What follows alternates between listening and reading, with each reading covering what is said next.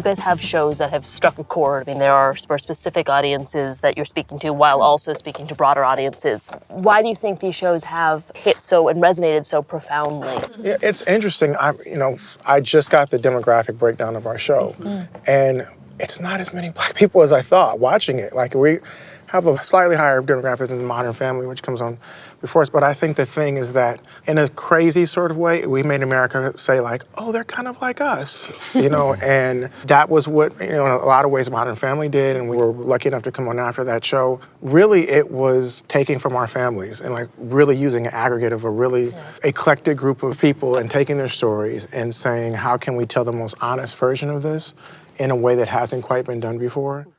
What's that? Oh, the mouthwash? It's oral hygiene.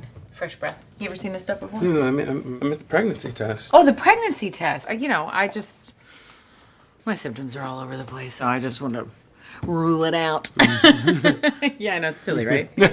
Yeah, so silly. Yeah. I read someplace that sometimes vasectomies, they don't take. God, not Pam's. Pam is known for the fascial interposition and cautery. Yeah, it's a whole snip and burn.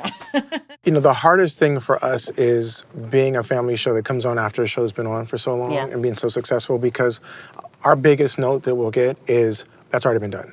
That's already been complaining about Modern Family being your lead? Is that what I just heard? But if that's the biggest note we have to do. But one of the little tricks that I use, I always go, well, culturally speaking, and they really don't want to argue.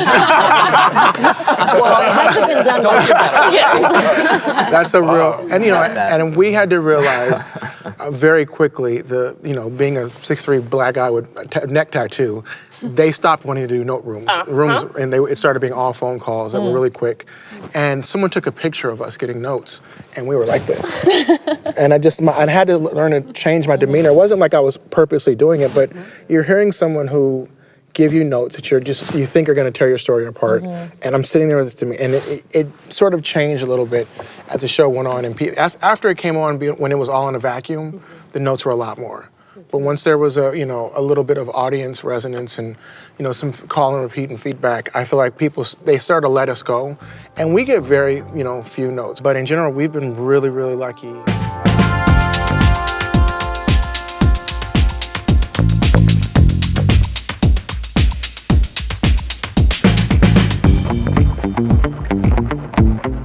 I had a crazy moment, and Steve's part of it, actually. Up front, I gotten picked up, never had a show before, and unbelievably inebriated. And I'm sitting on a bankhead at, like, the weirdest club ever. I walk in with agents, and it's like trap rap music playing, and it's all these white agents. I'm like, where are we? How's this happening? And he was so gracious. What agency you're with? And Steve is there, and I'm like, I'm super drunk, and I'm like, oh my God, I'm such a fan. I'm like, he's like, dude, it's gonna happen, so just go with it.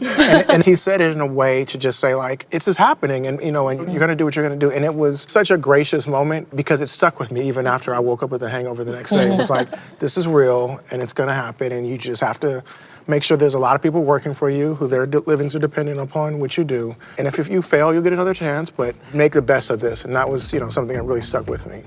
I was completely drunk and remember none of it.